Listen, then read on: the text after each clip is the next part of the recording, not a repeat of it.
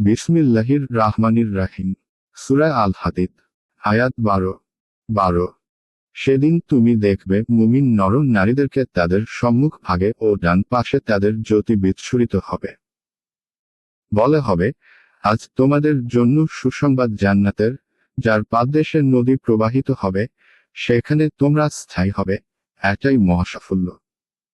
আয়াতের তাফসীর। সেদিন তুমি বিশ্বাসী নর নারীদেরকে দেখবে, তাদের সামনে ও ডানে তাদের আলো প্রবাহিত হবে।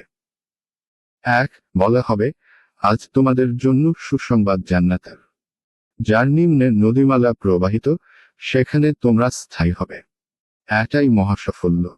2 এটা হাসরের ময়দানে পুলসিরাতে হবে। এই জ্যোতি তাদের ঈমান ও সৎকর্মের প্রতিদান হবে।